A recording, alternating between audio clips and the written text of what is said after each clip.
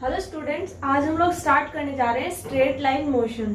Straight line motion एक important topic है जिसके जो अपन अगर कॉन्सेप्ट है वो अगर अपने क्लियर हो गए तो अपन काफ़ी सारी फिजिक्स है उसके कॉन्सेप्ट अपन बहुत अच्छे से क्लियर कर पाएंगे।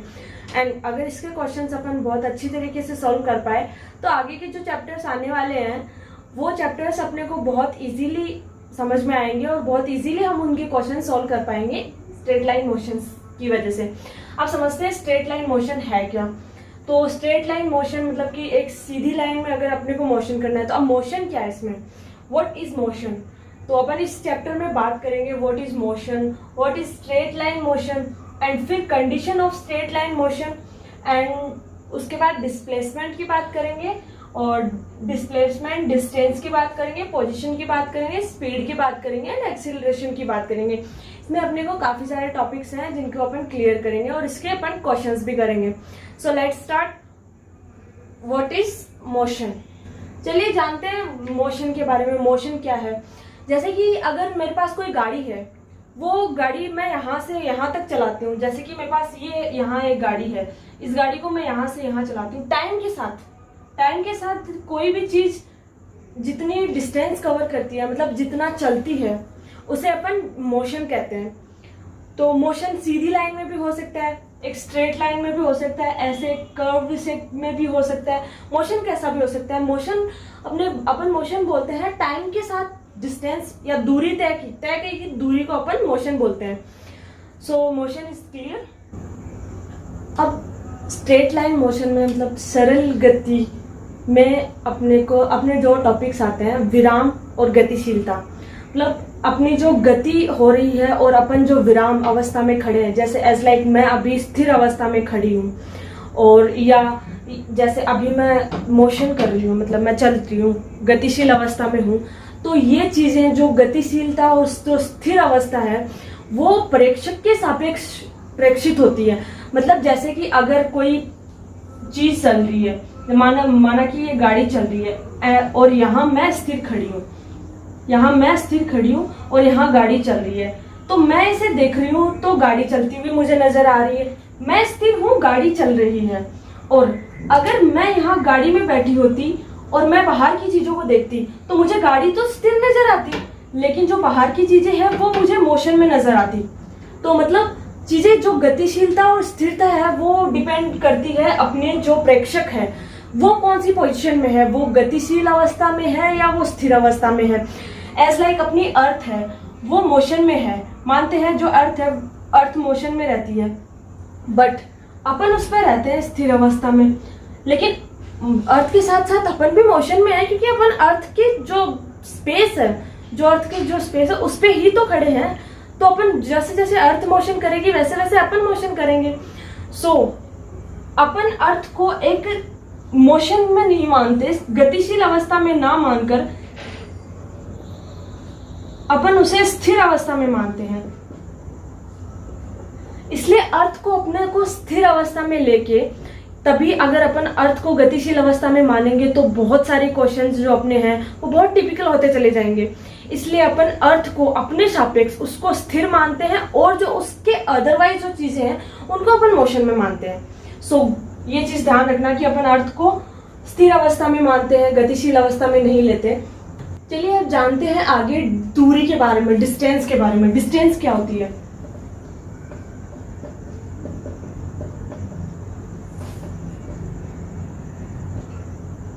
डिस्टेंस क्या होती है? किसी भी जो वस्तु या किसी भी ऑब्जेक्ट के द्वारा तय की गई जो दूरी होती है या जो तय किए जो पथ की दूरी होती है, मतलब जिस रास्ते पर अपन चले। अगर मैंने यहाँ से यहाँ के बीच की डिस्टेंस तय करी तो ये वाली जो दूरी, ये वाली जो जगह है इसको अपन डिस्टेंस बोलेंगे और ये वाली जो जगह है इसको डिस्टेंस बोलेंगे। अगर मैंने ऐसे ऐसे कर्व करके अगर मैंने ये वाला रास्ता अपनाया तो ये जो पूरे पथ की जो लंबाई है इसे अपन डिस्टेंस बोलेंगे, ये इसकी डिस्टेंस हो जाएगी। मतलब जिस भी पाथ पे अपन जो ट्रेवल करते हैं तो पाथ की जो डिस्टेंस होती है, तो पाथ की जो दूरी होती है उसे ही डिस्टेंस या दूरी बोलते हैं। बच्चों आपको पता है दूरी एक अदिश राशि होती है।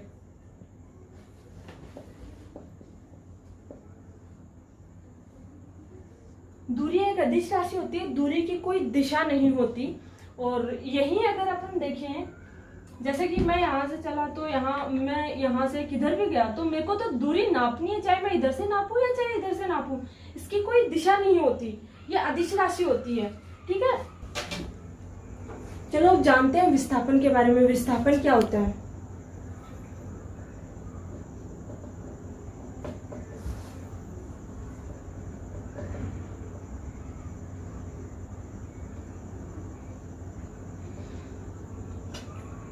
डिस्प्लेसमेंट क्या होता है? डिस्प्लेसमेंट, अगर माना कि मुझे यहां से किसी जगह जाना है, माना मेरी ये स्कूल है और मुझे यहां से जाना है, ये मेरा घर है और ये मेरी स्कूल है जहां मुझे जाना है। अब एक तो मैंने यहां से सीधी सीधी दूरी तय की, तो ये मेरा डिस्प्लेसमेंट हो गया। ये तो सबसे मिनिमम दूरी है जो मैंने तय की है, जो मैं एकदम सिंसियर लड़की की तरह स्कूल चली गई, तो ये हो गया डिस्प्लेसमेंट। जो न्यूनतम दूरी है उसे डिस्प्लेसमेंट बोलेंगे यहाँ पे। और एक मैं यहाँ से गई, मैं यहाँ मेरे एक दोस्त के घर चली गई, उसके साथ यहाँ से चली, फिर हम यहाँ एक दूसरी दोस्त के घर चले गए, फिर हम यहाँ से यहाँ पेस्ट्री शॉप पे चले गए, फिर यहाँ से यहाँ आए। अब ये तो मैंने डिस्टेंस कवर किया, मतलब मैंने ये दूरी तय की है कि मैं इतना रास्ता तय करके आई हूँ। लेकिन डिस्प्लेसमेंट जो विस्थापन होता है वो तो न्यूनतम जो मैंने दूरी तय की है, जो 2 पॉइंट्स हैं उनके पॉइंट्स के बीच में जो न्यूनतम दूरी होगी उसे अपन डिस्प्लेसमेंट बोलेंगे। तो डिस्प्लेसमेंट तो इसमें ये रहेगा, और चाहे मैंने इतना तय किया हो, चाहे मैं यहाँ से ऐसे ऐसे ऐसे ऐसे करके आई हूँ, ये जो मेरी ये जो पाथ मैंने तय किया है इसे तो दूरी बोलेंगे, डिस्टेंस बोलेंगे। और ये जो न्यूनतम दूरी होगी इनके बीच इसे हमेशा डिस्प्लेसमेंट बोलेंगे।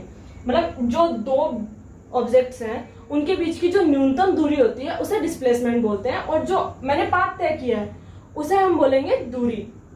सो ओके गाइस, विस्थापन एक सदिश राशि होती है, मतलब विस्थापन की एक दिशा होती है, और विस्थापन की दिशा होती है एंड पॉइंट, जो अपना स्टार्टिंग पॉइंट होता है उससे जो एंडिंग पॉइंट होता है, जहां अपने को जाना होता है, जहां अपने को जाना होता है, जो स्टार्टिंग पॉइंट से लेके एंड पॉइंट की तरफ, मतलब स्टार्टिंग से लेके लास्ट की तरफ अपने को जिधर जाना होता है वो होती है विस्थापन की दिशा। मतलब डिस्प्लेसमेंट की जो दिशा होती है, डायरेक्शन होती है, वो हमेशा स्टार्टिंग पॉइंट से लेके एंडिंग पॉइंट की तरफ होती है। तो ये बच्चों ये ध्यान रखना कि विस्थापन एक सदिश राशि है और दूरी एक अदिश राशि है। Okay got.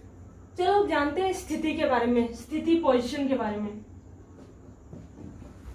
किसी ऑब्जेक्ट की पोजीशन क्या है?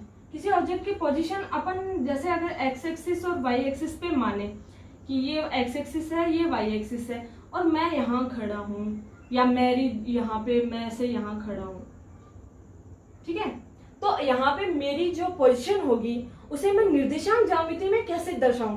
तो ये होगा, जैसे यहाँ से इसे लेंगे तो ये हो जाएगा, यहाँ पे एक्स डैश मान लिया मैंने, यहाँ से इधर आ गया, ये वाई डैश मान लिया मैंने, तो इसकी जो पोजीशन होगी तो वो इसकी पोजीशन होगी यहाँ से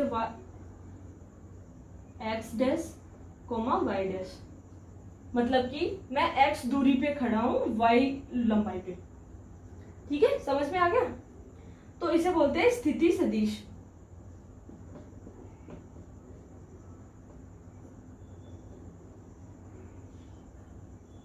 और ये हो गए मेरे निर्देशांक।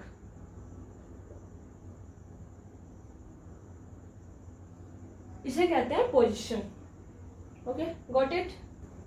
और अगर मैं स्थिति सदिश लिखूं, अगर मुझे मेरे निर्देशांक अगर कोई पूछे कि मेरी पोजीशन के जो स्थिति सदिश है, जो तुम्हारी पोजीशन है उसकी तुम निर्देशांक ज्यामिति में लिखो, तो मैं लिखूंगी r vector is equals to x i cap x dash i cap plus y dash j cap. K cap में अभी मेरी कोई पोजीशन नहीं है के निर्देशांक में, सो मैं के कैप को नहीं